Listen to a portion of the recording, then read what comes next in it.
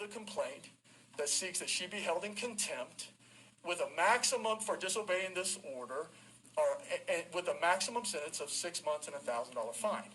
In paragraph 2, he's referencing an indefinite suspension be held until you are coerced into complying with this order.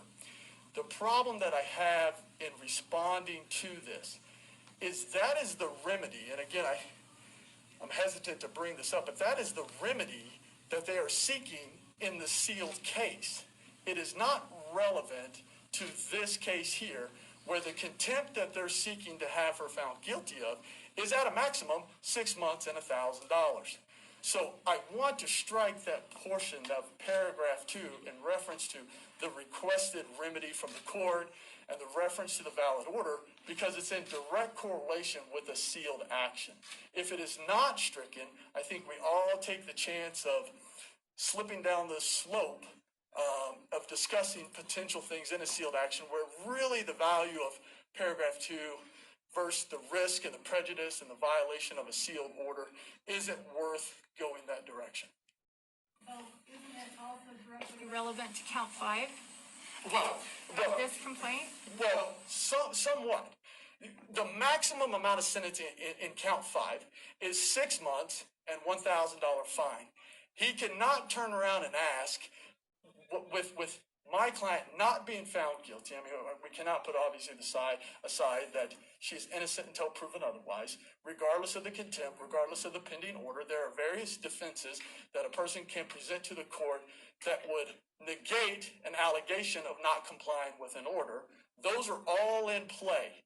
He's asking for my client to be held indefinitely incarcerated until she complies with this order.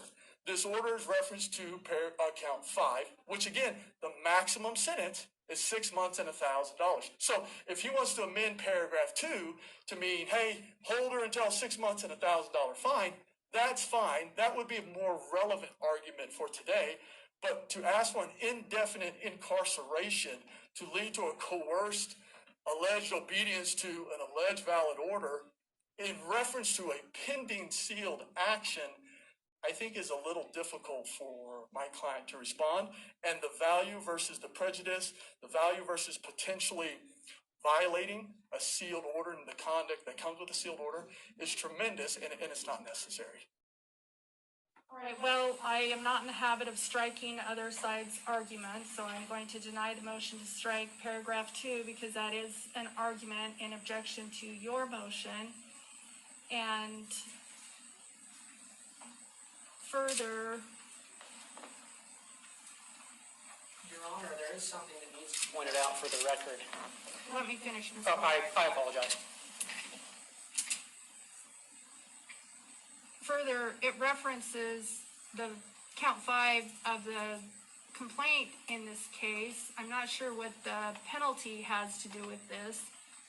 I understand that you're saying that she be held, I understand your argument that you're saying Mr. Wood is arguing that in paragraph 2, his argument is that she should be held indefinitely. That is not the way I see his argument at all. You filed a motion for bond reduction. He objected to that, saying that she's still in violation of what he alleges is contempt in paragraph 5, and that he doesn't want the bond reduced. It's not Mr. Wood asking for her to be held indefinitely. It's his objection to her being released on this motion today.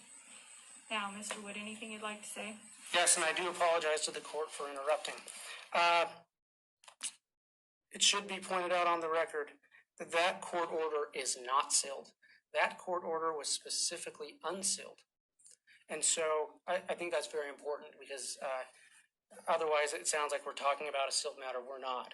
The existence of that child protection action by order of the court was made public, and the existence of the court order that she produced her children was public. And other than that, I think the court has correctly stated what the state was asking for in that objection. All right, thank you. Anything else preliminarily, Mr. Means? If not, you can go ahead with your argument. No, Your Honor, I'm just looking at paragraph 2 and its reference to the Child Protection Act. Obviously, we'll just put on the record that any conversation regarding sealed action, we're at standing objection at this point. I appreciate that, and I appreciate Mr. Wood pointing out that that order and the fact of the case is not currently sealed. And I'm sure he will not mention any part of that case that is sealed, and will hold him to that. So go ahead, Mr. Means. Thank you, Your Honor. My argument, I think, most likely makes organizational sense if I present it in the way of the initial filing by the prosecution on 4-7, where they list the eight paragraphs there.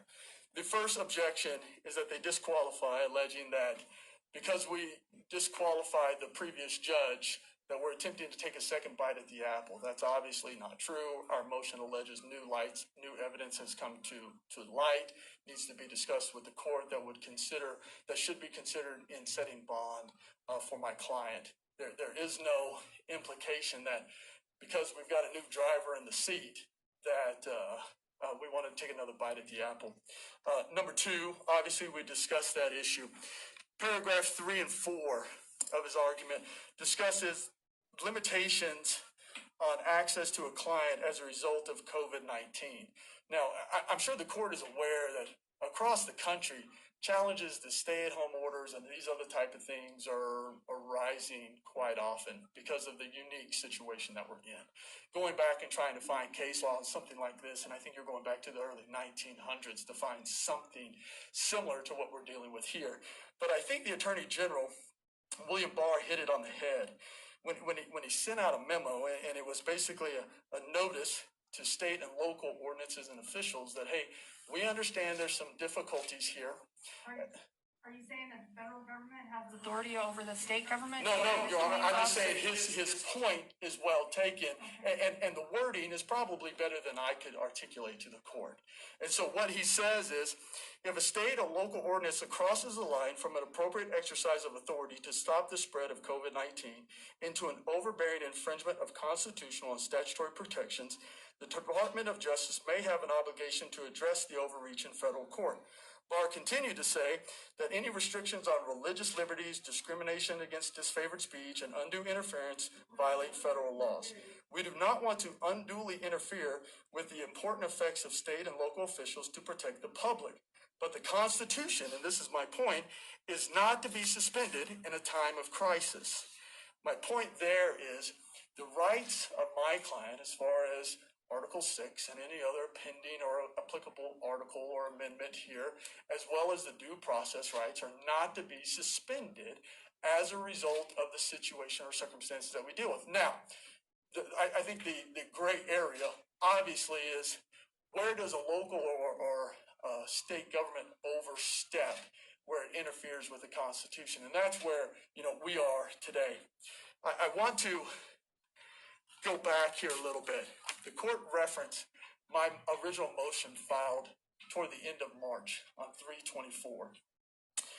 If the court will recall, there was a previous motion bond argument on the 6th. After the 6th, I returned home to Boise to come back here to Rexburg on that following Monday, and I stayed for 4 days working with my client. One of the reasons why I did that, and we spent approximately 15 to 20 hours probably over the course of those 4 days going through the case, going through the accusations, going through the history. It is not a simple case when it comes to the amount of players and the accusations and the innuendos and all of these type of things. And so it took quite a bit of time in order to do that. I felt that was necessary. I felt like I needed to be there. That communication prior to coming over on the 9th, or that after that bond hearing, was conducted over the phone, and it was also conducted in person. Now, I had set up prior to conversations with the prosecution, conversations with various deputies down at the detention center, where we had conversations about my need to have a confidential access phone line to my client. They instructed me to call the detention center, tell them who I was, and then I would be transferred to a line where my client didn't have to put in a code, it wasn't recorded, and I would have this access to them. We discussed incredibly sensitive things. Now, if we fast forward from that point to where we are now, as you'll see, what date you're talking about that occurred? Well, that would have been the 9th, I believe, through the, and I have it in my argument here a little bit, and I'll clarify it. The 9th through the 12th. I believe it was a Monday, Sunday through a Thursday. Okay, that I was back over here.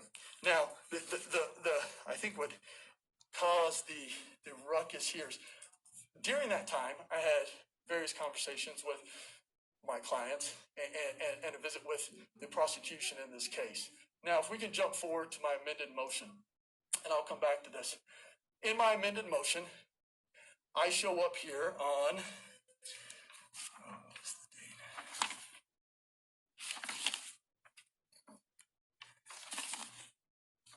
give me 1 second, Your Honor, I just lost my date here.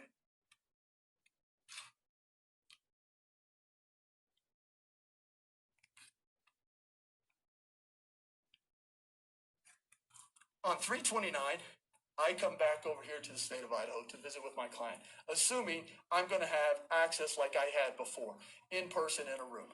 There was no notice to me that obviously there was a change in procedures due to the COVID-19 process. I understand that. When I went to the detention center that morning, I made it routine that I would call the detention center and let them know I was coming.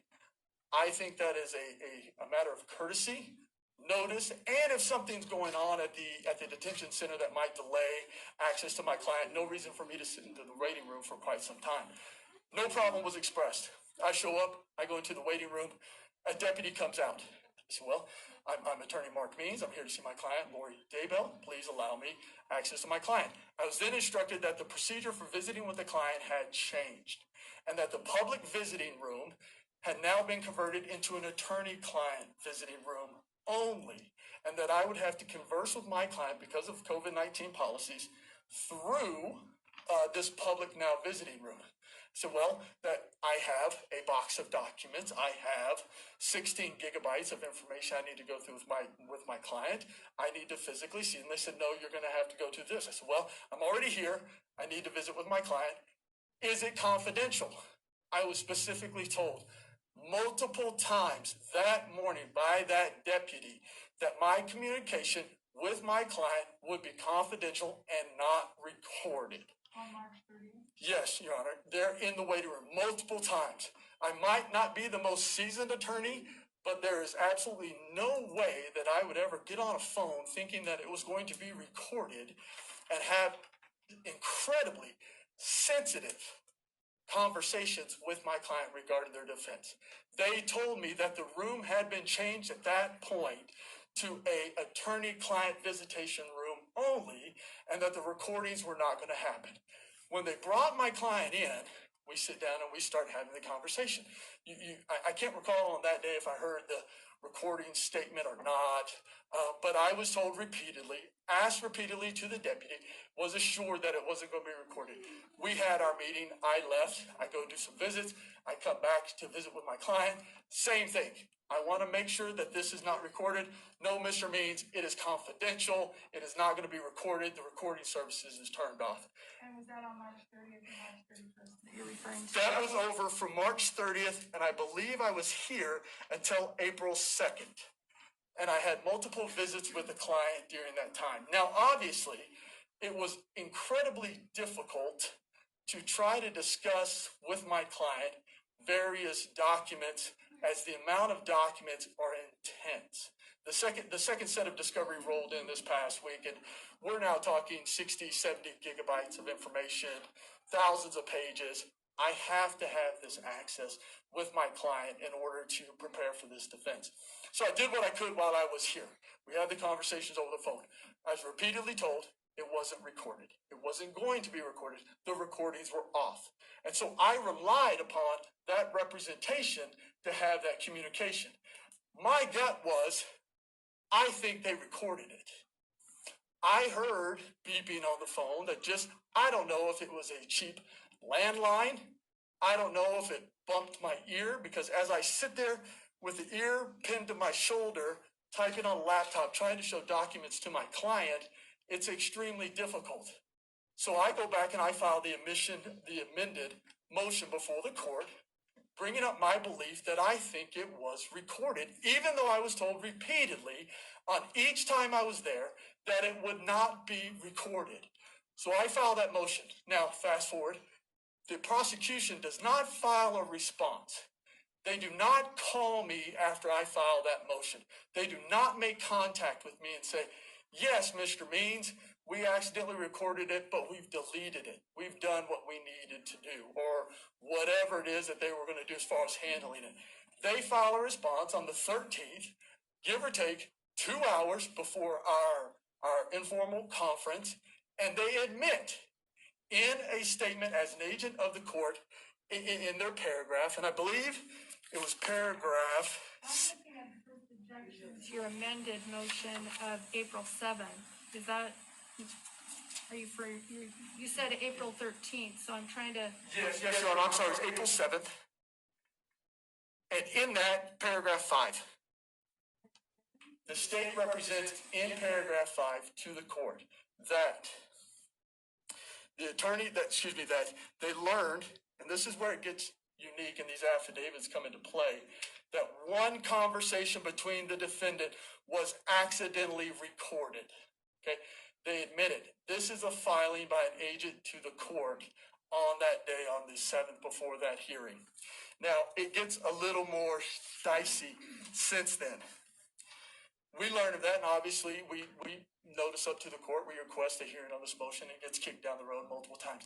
At no point in time prior to the filing of this declaration, or excuse me, of this objection, before or after, do I receive any kind of confirmation of what the recording was, how long it lasted, who deleted it, where was it deleted, how was it deleted, who heard it? No communication whatsoever regarding this. Obviously, there's a concern. So now we jump to the end of March, April, when I come back over here and let's jump back to the initial bond hearing. When I filed my initial motion on 3/24 to amend the bond, I tried to keep it as less inflammatory as possible, especially given the media coverage. So the allegation is that new lights have come to light that the court needs to consider. When the prosecution, the state, and various individuals represent to the court that this is a one-time deal, that is not being honest with the court. After that, Now you're making accusations that I want to hear facts supporting. of course. And so what we have here is a conversation between me and the prosecution where they admit that previous recordings of conversation between me and my client occurred and they deleted them. This was before COVID-19. This was told to me directly. And the way it was told to me directly was multiple phone calls. Phone calls were recorded. When we realized it was you, we deleted them. Obviously, that is not a good situation. Now, you can't go and look at these filings and say, well, this recording back in the 1st of April occurred because of COVID-19. Because in some time between, and we have outstanding discovery and subpoenas for these, sometime after the March 6th hearing, when I was having telephone contact with my client, the state, the sheriff's department, whoever it was recording these conversations. And it's my understanding that these recordings automatically get transferred somehow either over to the police department or over to the prosecution. I don't know the exact process, but it was discovered in the prosecutor's office that they were being recorded and allegedly deleted. So that's why the initial filing, the initial motion. Now again, I was trying not to be inflammatory. I was trying not to cause a storm, but this obviously needed to be discussed because it was a concern. We now have multiple recordings and an objection that state that there's only been one recording and it was accidentally recorded and it was deleted. I attempted to give the prosecution multiple opportunities to relay to the court that this has happened before and this is how we handled it. Their response to me is not, yes, court, this happened, we apologize, we've addressed it. They can't come in and say with a straight face that this was a result of COVID-19 and new procedures when all of this happened well before those guidelines, well before anybody was diagnosed with COVID-19 in Madison County, because it happened then. I gave them those opportunities, and their response to me is that I'm a liar if you look at these affidavits and these response, because I can't pin it down whether it was the 30th or the 31st. Now that's troubling to me, because also in their response, they talk about that it's not procedural, that Madison County doesn't do this. Again, I want to believe that. I want to believe that attorneys are guided by a higher level of ethics that we are concerned with. I know from my own practice, if I'm ever in a situation where an attorney-client privilege is going to be compromised in one way or the other, that if somebody's other party contacts me, I cut off that communication, I call the opposition, I explain to them the situation, and I say, what do you want to do? In this situation, there's a modus operandi here, much like these late filings. I had to go to the prosecutor, and only then did the prosecutor tell me that there were recordings that they were deleted. I had to file a motion with this court alleging that at the end of March, I was being recorded when I was told I wasn't be, and 13 days later, they admit to the recording. At no point in time did I receive any kind of communication or any kind of email or phone call saying, hey, Mark, this happened. What do you want to do with it? And so we have a situation here that makes it to where I cannot, in good faith, get on the phone with my client being detained in the Madison County Detention Center and be confident enough that the conversation will be confidential and we can prepare the defense, especially given the magnitude of this case. Now, the court decided not to strike those affidavits. I think if I were in that position, as a prosecution, I wouldn't want those affidavits filed. First off, there's multiple statements in there, and I could go through them paragraph by paragraph here. Multiple statements of unnecessary hearsay that is not allowed. If we look at first, I think the first one to go through that's most telling is affidavit of Lieutenant Jared Wilmore. Obviously, this was filed yesterday at 2:42. Lieutenant Wilmore is a deputy over the detention center. I think it's ironic that this affidavit is filed the day before. You know, the prosecution can't maintain they didn't have enough time or whatever. This person works, obviously, near us. Paragraph 6. He goes and he talks about, he says, I have not time to review my telephone notes, but give or take every time that I intended to come to the detention center, I called in advance. This is what I did. I did not have any reason to not believe I did otherwise on 3. I'm looking at paragraph 6 of Wilmore's affidavit, and because that's what you directed me to, so. Sure, no, this is my procedure. I should have made that more clear. So And, you're testifying now? no. I'm responding to the affidavit that was filed yesterday. All right. And so what we have here is, there's an allegation there that they had no notice that I was coming. Every time that I would come down to visit Lori, I would call in advance to make sure they weren't serving dinner or breakfast or there was something going on that I could have access to her. Paragraph 8, we now have, interesting enough, we have double hearsay comments involving Deputy Wilmore and now Corporal Ryan Walker. What's interesting to me is Corporal Ryan Walker is an employee of the Madison County Detention Center. Why don't we have an affidavit from Corporal Walker? Why do we have, when you have intelligent attorneys on this case that know this is hearsay, Lieutenant Wilmore coming forward allegedly saying what Corporal Walker is saying?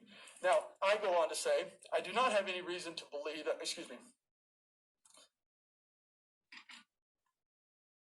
I recall the conversation that he's making reference to when I came in on the first morning. He's trying to attempt in an affidavit to represent what that conversation was in a hearsay type situation, unnecessarily so. I remember the conversation asking multiple times, is this going to be recorded? Is this the only option that I have? I need to physically be in the same room with my client, and I was told no repeatedly, and that this was it. So I didn't have another option. If you go to paragraph 9, 10, and 11, same thing. You have Wilmore making statements about Walker, and it goes further to a whole nother level of hearsay to Sergeant Backstan, and then it goes back and forth. Interesting enough, Sergeant, and I believe you pronounce it Backstan, is an employee there at the detention center too, but we don't have an affidavit from them. We have to rely on triple hearsay here. Paragraph 15, again, hearsay, no excuse as to why it's offered.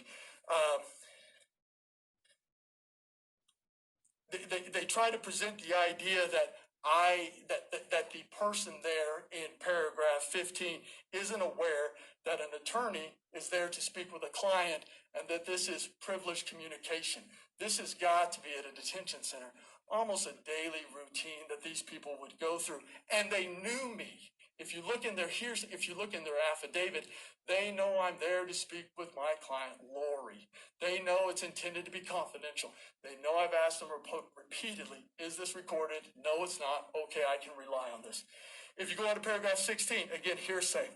In paragraph 17, it references the recorded statement. And that he tries to maintain that we ignore the pre-recorded statement, but he goes on later on in his affidavit and he's making reference to, he doesn't know if it was the 30th or the 31st. He says he would rely to me that it was turned off on the 30th and that it was going to be off each time. So then I get accused of, I should have known it was recorded and I know how to turn it off as if there was a button in the room or something on the 31st. I get accused of misrepresentation because my affidavit or my declaration is 30 or 31st or both. Here they have access to these records and they don't do it. Paragraph 21. This is I think, this is where I think I start to have a little trouble with the case and my concern level rises. Prosecutor initially objects on the filing saying that the state has learned, again, that there was one conversation that was recorded between the defendant and myself. Lieutenant Wilmore now represents to the court that there were multiple conversations recorded. He references phone calls, plural, between the defense counsel and defendant that were recorded. Okay, show me where it says multiple. He Well, says two. what he said- Say two. He says phone calls, plural. And So where in this affidavit are you seeing that there were more than two? Because they're explicit that they know two were recorded, one for 1 minute and one for 28 minutes. So if you're going to stand up and say that there were many more than that, which is what you're leading me to believe, then I need to see in the affidavit that you're referring to where it leads you to believe that there were many phone calls being recorded. so, these are difficult to breathe in. I think the situation is devil's in the details, right? On the 7th, you have an affidavit filed or a objection filed by an agent of the court that specifically cited and specifically said there was one accidental recording. And now you have Lieutenant Wilmore saying phone calls with an S. And are you referring to the two, or you're just saying he referred to the two phone calls by referencing multiple phone calls and phone calls, because phone calls means two. Sure. And so what you're arguing very explicitly is that the jail recorded multiple times and that they're admitting to that in the affidavit, and I'm not seeing it. So I'm trying to get you to point out to me what I'm missing in their affidavit. When I read phone calls, I don't limit it to two. It's plural. And I think You're not convincing me on Sure, that sure, point. sure. Because they explicitly say two, and you can't say phone call when they say there were two. So I understand your argument. Sure. And what I'm trying to do is find out where in the affidavit you come to the conclusion that there's more than two, because I really do want to be able to nail down your arguments and what they're saying. So Sure. if in paragraph 22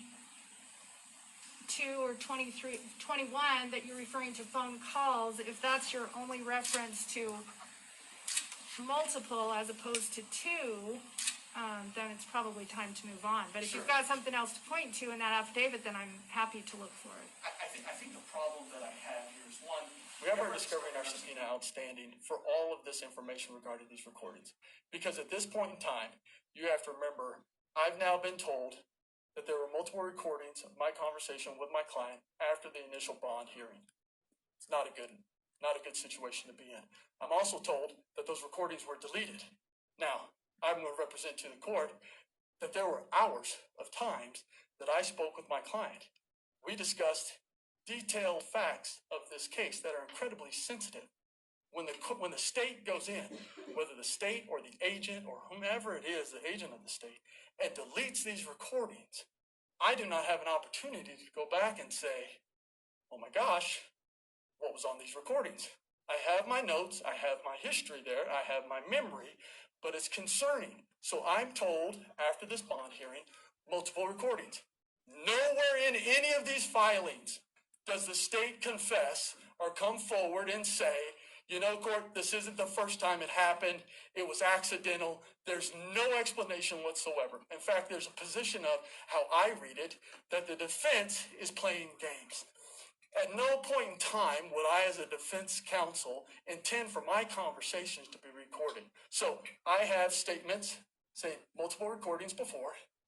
I then have a statement that says, oh no, there was only one and it was accidental regarding this exact situation we're talking about back in the April 7th filing by the prosecution. Now, yesterday, I get a 8-page single-space affidavit that comes forward and says phone calls.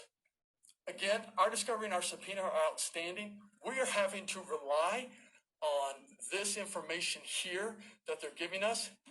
At this point, I'm comfortable in saying there have been multiple phone calls before and after the COVID-19 process or condition or pandemic that has been recorded in violation of my client's rights to have confidential communication, despite my attempts, even before and after the COVID process, to limit the exposure of my client and to have confidential communication that has occurred. And some of these are forthwith and brought forward, and some of them are not. If we go into 22 and 23, I think there are some conflicts. Again, if you look at paragraph 23, he talks about he found it strange, or that he alleges he turned off the recordings on the 30th, doesn't know why it was recorded on the 31st. But again, in the second objection to this case, I get thrown under the bus as if, one, I should know, two, as if I should know how to turn off the recordings, and three, my statement of whether this occurred on the 30th or the 31st, I'm not exactly sure. As we learn here now, it's ongoing. So then we move on to the affidavit. Give me a second here, let me find. Of Ron Ball, Lieutenant Ron Ball. This is where I think we have more difficulties. In this affidavit, it's acknowledged by Lieutenant Ron Ball that he had access to these recordings and he listened to them. Okay? Now, there's statements in there about when he figured out who he thought it was, he cut it off. I think we have to do some additional discovery, maybe some additional subpoenas on those issues, but we now have recorded phone calls that are taken in violation of my client's rights that have gone from the sheriff's department. We've had recorded phone calls that have gone to the prosecution office. We now have recorded phone calls by their own admission that have gone from the sheriff's detention center to the detectives involved in this case by their own admission. Where in the affidavits does it show that these recorded phone calls were shared with the prosecutor and the sheriff's office? Okay, so my representation to the court regarding after the initial bond hearing, when I was told that there were recordings that were done. And that they were given to the prosecutor and the detectives? It's my understanding that they are transferred. Now, I don't know if given would be the appropriate word. They're somehow transferred from and this will have to come forward in the discovery and subpoena process. Somehow they're transferred from the detention center to the prosecutor's office, because the prosecutor's office is the one that relayed to me that they had them, they discovered what they were, and they deleted them. So again, we have our outstanding discovery and subpoenas. I have to totally rely on what they're telling me here. That what we do know is that these recordings went to Lieutenant Ball, and that Lieutenant Ball listened to them until he figured out what they were, and then allegedly cut them off. Now, interesting enough, in Lieutenant Ball's, in prosecution's affidavit with the case, they make reference to, they make reference to another detective. Listen to the recordings. The issue I have with that, again, is very similar to Deputy Wilmore's affidavit. Why don't we have the affidavit of that person? Why isn't that person identified today? Is there an issue with maybe they don't want to file an affidavit? Is it an issue of they don't want to identify that person? There's no reason for these people not to have affidavits on the record when we're dealing with something that is this major on a case of this magnitude. Did you subpoena today's hearing or ask for affidavits from anyone? I'm sorry, Your Honor, I didn't hear you. Did you subpoena anyone to testify today or ask for their affidavits? No, Your Honor, because remember, I just got these affidavits and this briefing yesterday. But you're telling me that Mr. Wood told you 2 months ago that these phone calls had been recorded. No, that they had some recorded and that they deleted them. And then I filed my motion to amend the bond because of the new evidence that had come to light. And again, in my attempt was not to inflame the situation, but when it happens a second or a third or a fourth or however many times we have, we don't know the answer to that yet, I don't have a choice. I'm in a position now where I have to put things in a pleading that protects my client and discuss the situation we have, because the defense is now compromised to a certain point as far as how I can communicate with my client in preparation for a preliminary, for a trial, discovery responses, defenses, all of these things that go with it. If we go, and if you could give me a second here, Your Honor.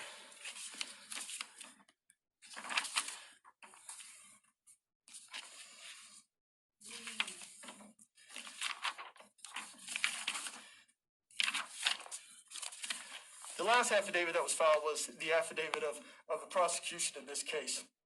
Obviously, we have issues and limitations in responding as they were filed the night before. In paragraph 2B, the prosecution makes reference that it's never been the practice of Madison County Jail to record conversations between inmates and legal counsel. Again, this is another opportunity since the admission of the recordings to bring forward that information to the court. Instead, they take the opposite. They attempt to take the high road and say, we don't have a history of doing this, when I know for a fact in this case they have. And they can't blame it on COVID-19. They can't blame it on a procedure after COVID-19 because it happened well before then. We then move on to paragraph 2C. Again, instead of owning the violations, they try to blame it on me, and they try to call into question my declaration to the court because of my representation of somewhere between 3:30 and 3:31, I believe that we were recorded. Now, I never had the recordings. I don't have the call log. I have my gut as an attorney that I think this is happening, and it's a problem, and it's happening again. And so I think I have, again, a problem with that. When you go to paragraph EI, again, calling into credibility, even though the recordings are not in dispute. I'm accused of making false assertions to the court. I guess because I didn't present an argument for COVID-19 to justify the recordings. I don't quite understand that, but again, that's what's happening. And that's also illustrated in paragraph 4, that I don't bring that forward to the court. But we also have an issue with the prosecution not bringing forward the previous recordings. So then you move on to paragraph 5. Again, they have unnamed persons listening to the recordings, much like the affidavit of Wilmore. We're relying on hearsay statements that are unnecessary. It's not like these detectives that they're referencing or these other deputies have disappeared. And there's no statements in the pleadings that say we were unable to get Corporal so-and-so or this other detective. In fact, they specifically don't identify this other detective that they make reference to. Then we got paragraph 6 through 10, again, state accusing me due to the 330 or 331, as if they make a comment in there, as if I know how to turn off the recordings, as if there's a button in the public visiting room to turn off the recordings. When I went in on the... I think the affidavits are clear that what they're saying is that the deputies told you that they could turn the recording off for you and that you could ask them to do that. There's nothing in there about you doing it yourself, merely that you could ask someone to do it. And as I represented to the court the first morning I was there, I was instructed that it had become an attorney-client visitation room only, and that the recordings were turned off, and they were going to remain off. Yes. I understand that clearly. I understand what you're saying there, but you keep saying it's as if I had a button or something to turn off when their affidavits clearly are not saying anything like that. They're saying that you knew you had to ask. Now, I understand that you're disputing that, but it makes it really hard for me to sort through your arguments when you're saying things that aren't really supported by the affidavit. Sure. I guess the way I read the turn the recordings off, it's almost as if I'm blamed each time that I come in there if I'm not demanding that the recordings are being turned off. Well, clearly they're saying that if they are recording, there's a warning on there that it's recording and that you should know that it's recording when it says it's being recorded. So that's what they're saying. I understand that you're saying, well, you haven't said it explicitly, but I assume what you're saying is that they're recording even when that says it's on there, and that they're recording even when that warning's not on there. Sure. But it's, your arguments are kind of overstating the affidavit, so it makes it hard for me to understand exactly what you're saying. Well, and I think part of the problem, Your Honor, is getting these affidavits yesterday, the amount of affidavits, the amount of information. We don't really have an opportunity, and I don't think necessarily that we need to have our arguments as organized as we would like, given the time constraints in representing today. There's no way that we are going to continue this hearing, given the difficulties that we've had with the court and the COVID-19 in scheduling this hearing, moving it as a result of what was filed yesterday. I would have loved additional time to serve additional discovery. I would have loved to have gotten a response from the Sheriff's Department on our subpoena as to how this all happened, what was recorded, and these type of things. I think there is another step, and then we can move on to bond considerations.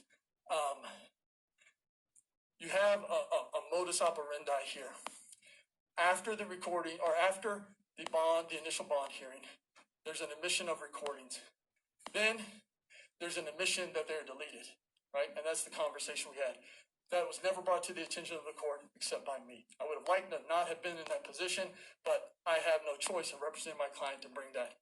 We then have statements in compliance, in an attempt to comply with the requirements of a COVID-19 situation where I'm told I'm not recorded, but I am recorded. These recordings are passed on to various individuals, and then they're deleted. Okay, that's the other statement I'm having trouble following, that you keep saying that the recordings are passed on to people. Okay. And I don't see any evidence either in your filings or even what you're saying that the recordings themselves are being passed along, but that information, that recordings may have been made, is being passed along. So I'm trying to figure out, I'm trying to understand exactly what it is that you're saying. Are you saying that the actual recorded phone calls between you and your client were recorded in some fashion and then passed on to detectives and the prosecution without your knowledge? Or are you saying that the fact that they were recorded was passed on to the prosecutors and the detectives? Because those are two very different things. You're exactly right. It's the former. And I don't know the exact phrase that would be used because we're looking at our discovery is not responded to and our subpoena. When I get our discovery back that describes how the Madison County Detention Center records their conversations and how, I'm using a general term, how they are transferred through inter-network communication between the Sheriff's Department, the detention center, the prosecution office, and the detectives, I don't know the exact phrase to use because we don't have that procedure down as of yet. What we do know by the affidavits that were filed is that there have been multiple recordings that somehow, we'll figure this out, these recordings. From the affidavits filed, you know, there were two recorded. Well, at least two. Rob makes reference to another one, and then we also make reference to the ones after the initial bond hearing. So how many? Make reference to those, but not in affidavits, just in your argument today, correct? So your representation, your proper, I guess. If that is denied as being factual, that there was a disclosure to me of previous recordings of my client that somehow made their way to the prosecution office and deleted, we have a much bigger issue on our hands. You're proffering that on a certain date between the last detention, or the last bond hearing and your filing of the motion, that Mr. Wood told you that there had been jail recordings of your conversations with your client that had been deleted? I don't know the use of the word jail, but it was between me and my client. So if I'm trying to be exact for the court, the admission was there had been communications between me and my client that were recorded.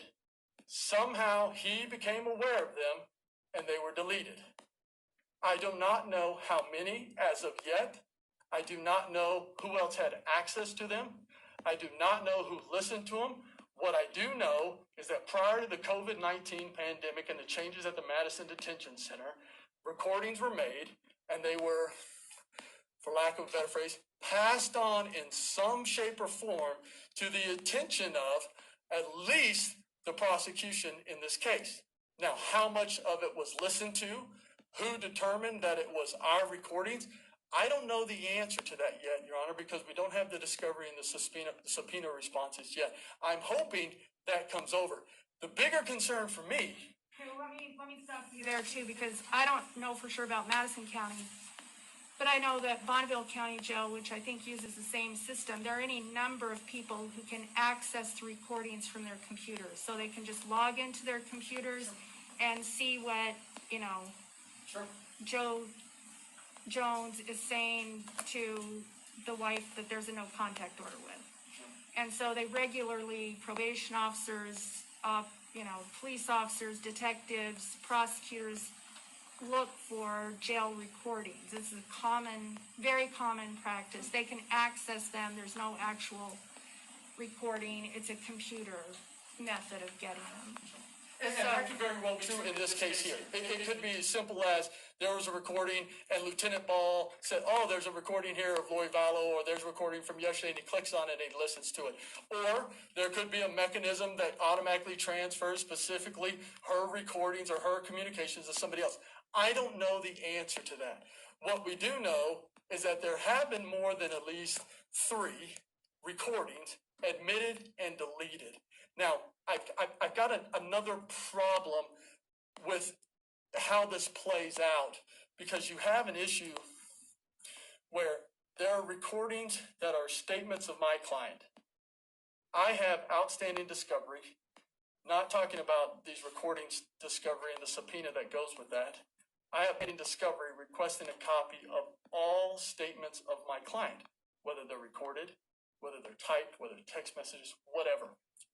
You cannot say that these recordings that are created through some kind of process at the Madison Detention Center are not statements of my client, so I would argue, subject to the discovery request. That's going far outside this. I mean, certainly you're entitled to any statements made by your client that have been made on jail phone calls. Sure. Certainly, that's clear. Sure. Let me go back to your affidavit too, because you're making a lot of really serious representations that are not included in your, you called it a declaration. I think the rule requires affidavits, but your declaration is under sworn penalty of perjury. But I don't see anything there saying that there have been, between the first hearing and your motion of April 2nd, Mr. Wood admitting that there had been previous occasions that they had been recorded. And this is where I think I struggle. This is where I'm not a fan of what I would call ambush litigation. I'm not a fan of grandstanding. I'm not a fan of melodrama or attracting unneeded attention. When I filed my initial motion with the court back in March, I alleged new facts have come to light. With that motion, I've known the prosecution in this case for quite some time, and it was my hope that they would bring it to the court and explain it to the court so that I didn't have to. That was not done.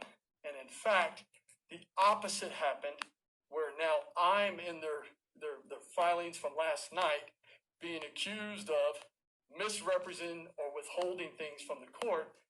It obviously is an issue that it was not brought to the attention of the court so that the court could make a decision today based on all the information that is available. And like I said, if it If it is denied, we have a bigger issue. Well, I completely agree with you that I need to make a decision based on all the information I have available. But the only information I rely on is either testimony or sworn affidavits. And so you're here in court today telling me all these things that you argue are true, but you didn't include them in an affidavit at any point in time. And I understand that what you're saying is, well, I didn't want to make Mr. Wood look bad.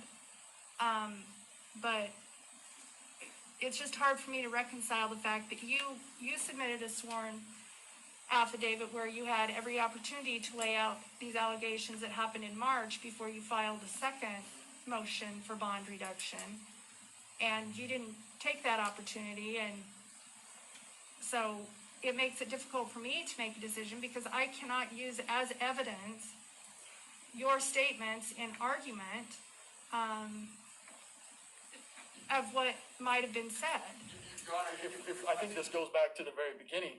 If my motion can be interpreted to be an additional opportunity to present evidence to this court without prior notice, I don't think that sword can swing toward me in that way and say, you can't make this argument. I mean, from the very beginning. Well, you can make any argument you want, but when you ask me to rely on facts, then I need to rely on facts that are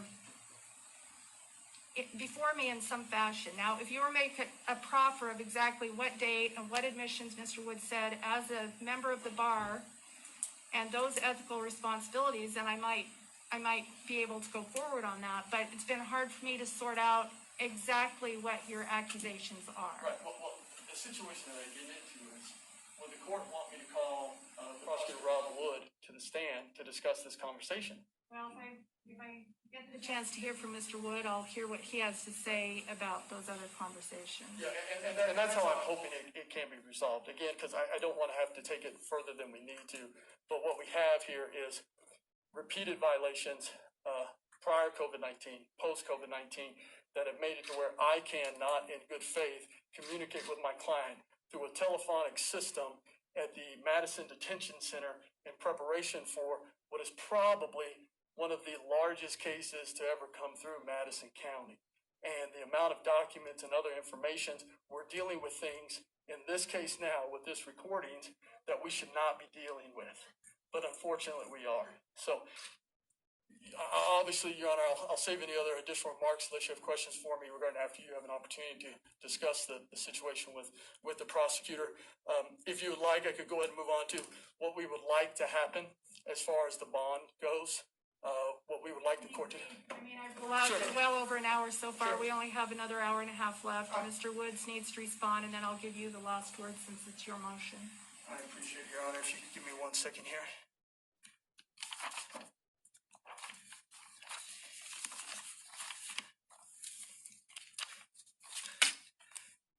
I believe it's Rule 46 of the Idaho Criminal Rules that discuss the factors to consider when setting.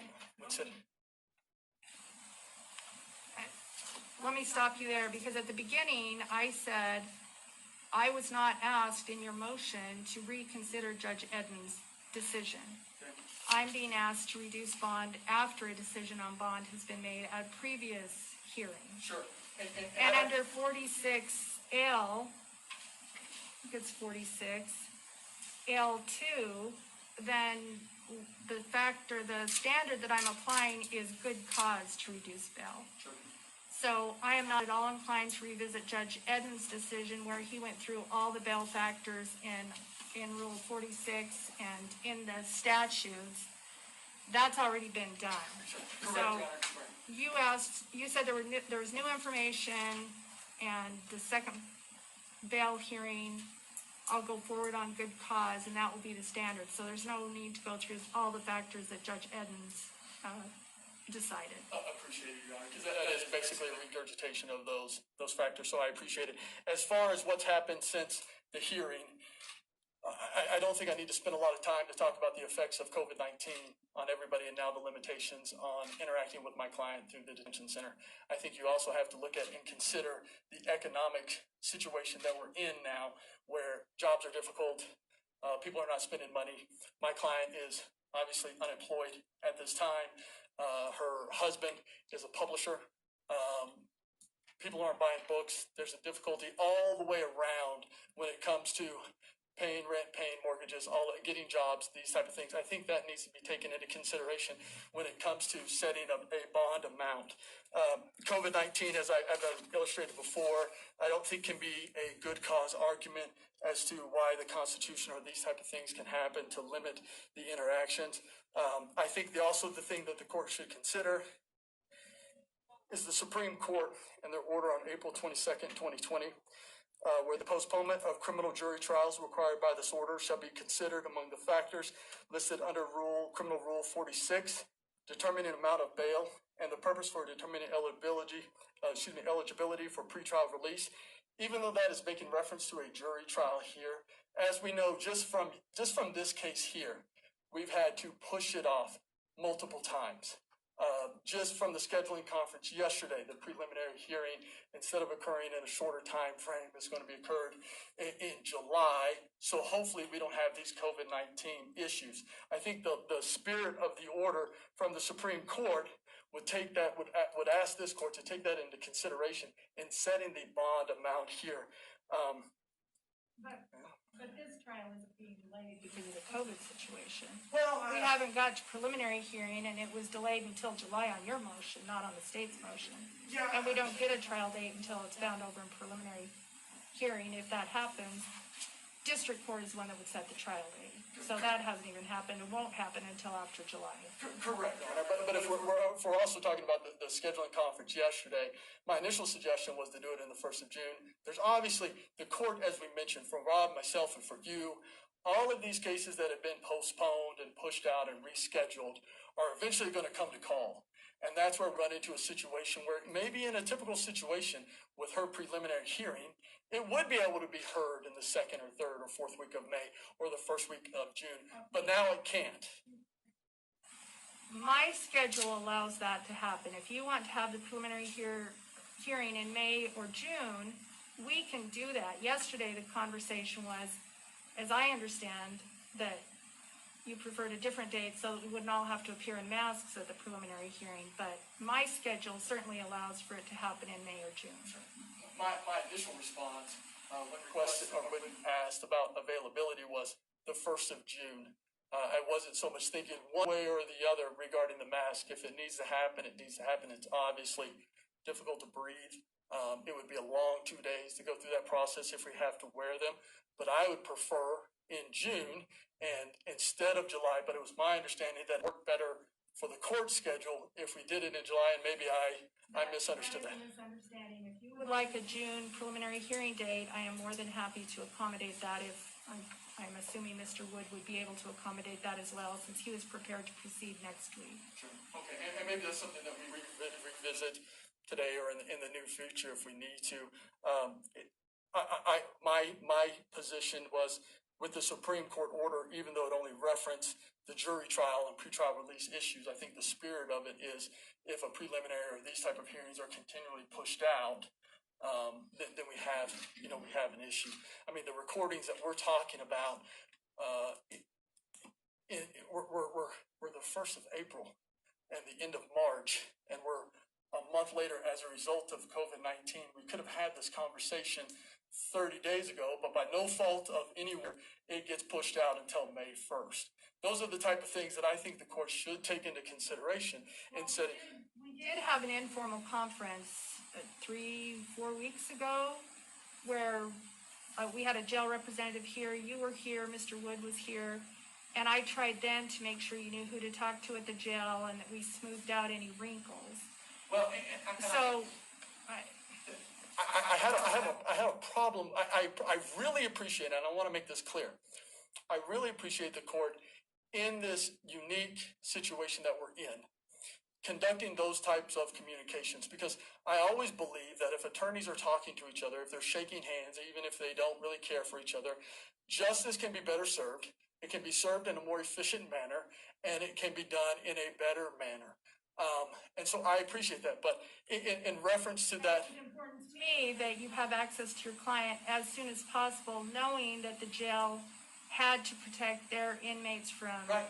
COVID-19. Yes. So there were unusual circumstances, but I also wanted to make sure you had access to your client and that the jail knew that I was involved in that process. Sure. And I think the difficulty that I got into in that hearing is, one, it was noticed on a very short amount of time as far as notice goes. And again, I appreciate the court doing that.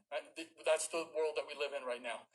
The response and the objection to my motion was filed, as I said earlier, about give or take 2 hours before that hearing. Only after we were requested to participate in that hearing.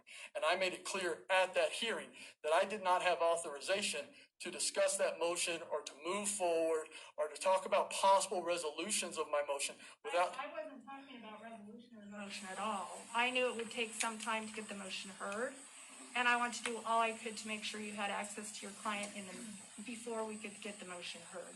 So I was not asking for any resolution, or I don't want to leave the impression that I was trying to promote resolution of that motion at all. I did not expect you and Mr. Wood to do that at all. All I wanted, my sole purpose in that status conference was to make sure that you and the jail were communicating with each other and that we were taking the appropriate steps to know what was going on with the virus in the jail. At that point, it was a very dynamic situation at the jail. So I just want to make that clear for the record that all I was intending there was to smooth your access to your client. And I appreciate it. And I think that occurred on the 7th of April. I think at that time, and somewhere in here, the motion was set to be heard, I believe, on the 14th of April at that time, and then it got moved. And so what we were talking about is a week time frame there, but not an opportunity to really openly discuss some of the concerns that I had as far as access or communication with my client. I wasn't able in that informal setting, Your Honor, to discuss the idea of the recordings and how they happened and how we're going to fix it. I would not have expected that. Yeah, and that was the situation that I got in, especially without my client present or without my client having notice of the hearing. So, Your Honor, we had asked that the court would take all of this into consideration. I want to make it very clear. I haven't been doing this as long as a lot of people, but I've been doing it a while. I have never seen a situation like this where I feel, based on what has happened pre and post COVID-19, that I cannot have why my client is detained in the Madison Detention Center, confidential communications as we sit, especially now, and even before COVID-19 when they were recorded. I cannot take her case, prepare a defense in a case of this magnitude with the limitations and the idea that potentially it's being recorded and or in some way or another making its way to various individuals. That's a problem that we have. I think the court had taken that into consideration, looking at the COVID process, looking at the economic downturn, looking at that my client is not an economic or a rich woman, taking into consideration and setting a bond that is reasonable and something that she could meet, and at the same time keep enough skin in the game where where the court feels comfortable in allowing her to put this bond amount down and be released to her husband so that she can better help me in preparing her defense. Thank you, Your Honor. Couple of issues. An affidavit of an officer, especially on a bond hearing, hearsay is allowed. Is allowed. I want to talk about this issue that all these phone calls have been recorded.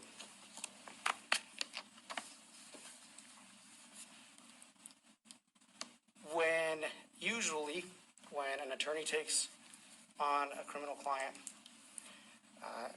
in this area, it's usually the same attorneys. The jail has their numbers on record. When they call in with that number, that call is always confidential. At the beginning of this case, I think what Mr. Means is referring to. Well, before I go there, because I don't know that here's how this works. The jail actually doesn't record the phone calls. Telmate records the phone calls. Different people have access to Telmate. The jailers have access to Telmate. They can't alter anything from Telmate. In fact, and I need to correct, nothing is actually deleted, but it can be blocked. So if a phone call is ever made, it can be blocked, but it can't be deleted. And that's something I've learned through this process.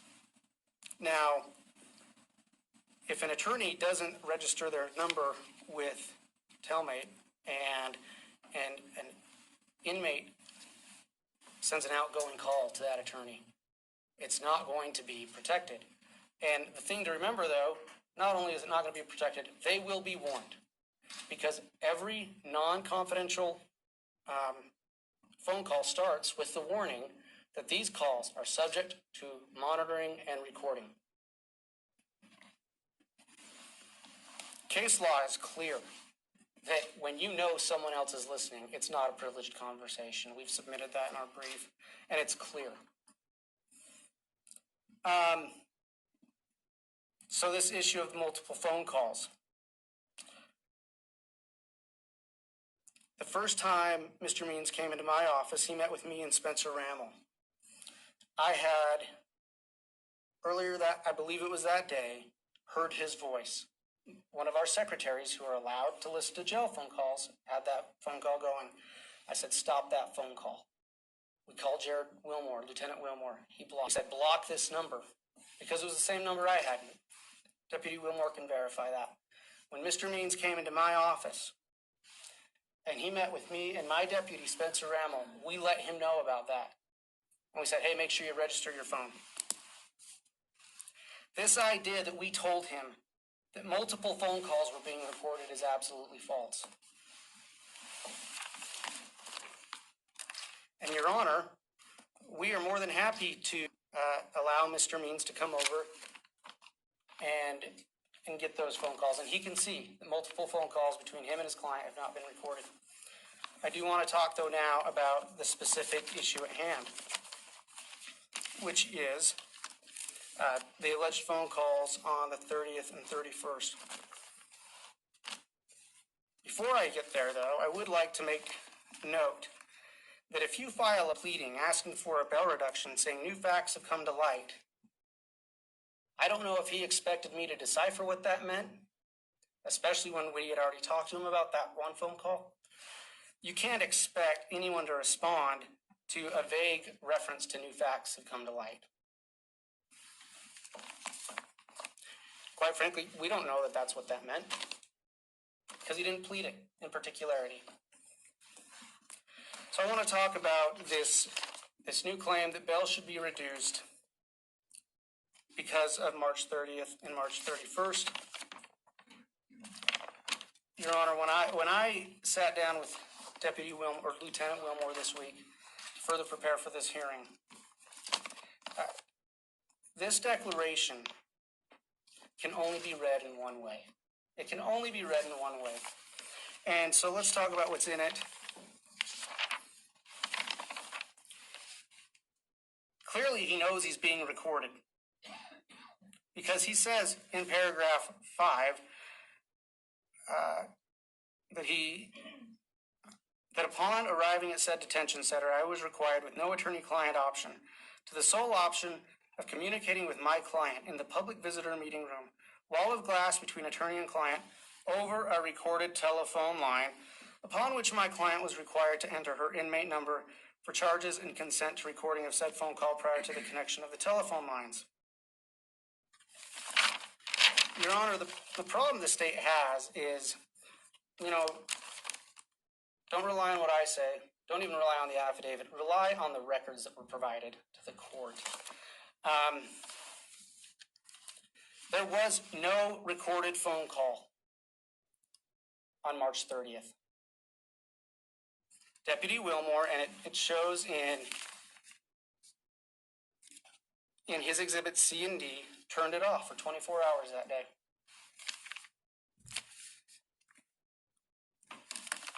Now, and then on the 31st, they do have these recorded phone calls.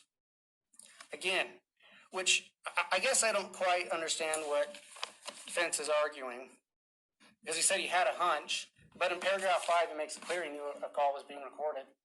Not only that, every recorded phone call on Telmate starts with that warning. These calls are subject to monitoring and recording. And so the problem is they're now saying this is good cause for a bail reduction. I don't think that's the case at all. I think this is an attempt to divert the court and the public from the actual facts of the case, to deal with the actual case. It's to try and get the client out on an issue that doesn't exist. And here's the thing. When an attorney hears, an attorney and the defendant hear this call is subject to monitoring and recording, it's no longer privileged. They can't claim privilege. Case law is clear on that. They know that a third party could be listening. And the problem the state has with this document is that it's clear that on the 30th, and the records support this, that phone call was not recorded when they'd asked for it not to be. So, and I want to point out the affidavit of Ron Ball, who, by the way, is completely authorized to listen to jail phone calls. He hears a phone call. It's a male voice he doesn't recognize, and he doesn't announce his name, which makes sense because he's just sitting across from a glass wall from his client. He hears some things about court.